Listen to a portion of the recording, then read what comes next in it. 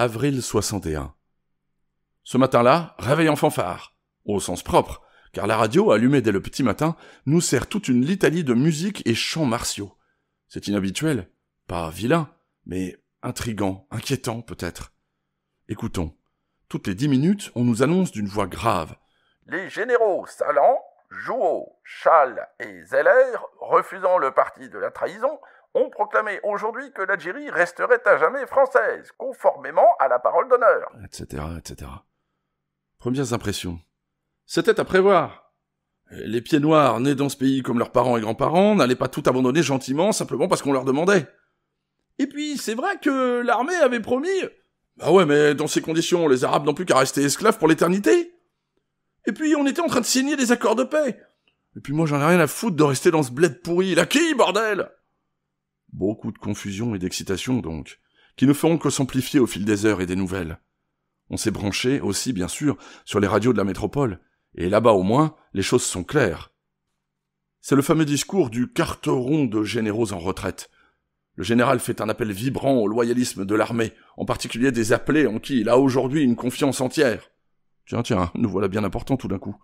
Et à qui il annonce des mesures très alléchantes, parmi lesquelles l'acquis avancé d'1 mois, ce qui rencontre forcément un assentiment assez enthousiaste chez les Gus.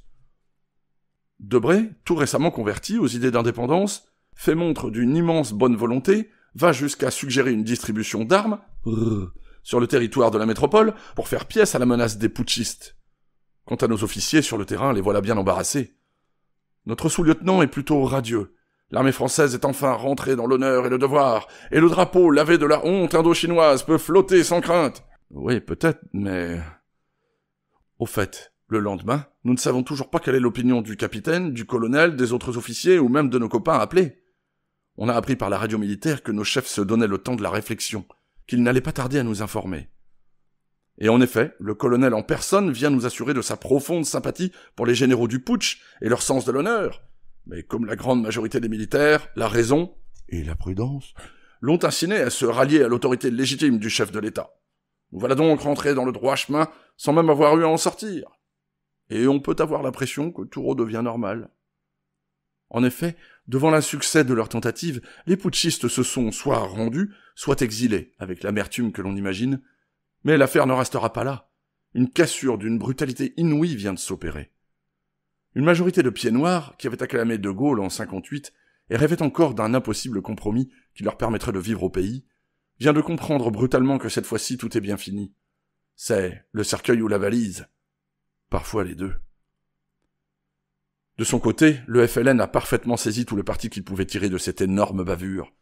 Comme les desperados de l'OAS, successeurs des putschistes, vont accumuler les horreurs sur tout le territoire, les atrocités du FLN vont être qualifiées de nobles combats patriotiques et se poursuivront en toute impunité des mois et même des années après la paix signée. L'ignoble massacre des harkis, désarmés par la France, puis ces 40 années de totalitarisme haineux et stupide qui ont mis le pays dans l'état où il est aujourd'hui. Tout cela aurait pu être sinon évité, du moins atténué, sans ce coup de folie désespéré. Aux historiens de se prononcer. Quant à nous, on ne nous demande ni de faire ni d'écrire l'histoire. Nous avons bien assez d'occupations comme ça, et à part quelques discussions de principe sur l'autodétermination ou l'indépendance, et tu sais, toi, pourquoi ils ont tous voté oui à l'autodétermination?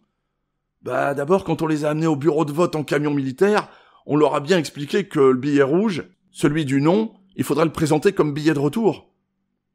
Ouais, mais y a pas que ça. Moi, ils m'ont expliqué que l'autodétermination, ça voulait dire que De Gaulle allait leur donner à chacun une auto. Alors forcément... Oh, maintenant, arrêtez de déconner, les gus, hein. Moi, c'est l'acquis, hein. Je veux qu'on me la donne, hein. Ou encore... Et quand l'Algérie sera indépendante, vous y mettrez quoi dans votre mobilette, Turo? C'est pas dans votre Normandie que vous allez dénicher du pétrole? Mon lieutenant, j'y mettrai... du calva. Du calva. Ouais, bon, bah, en attendant, allez monter votre garde. À part donc ce genre de propos d'un parfait sérieux, on ne peut pas dire que l'ambiance générale ait beaucoup changé.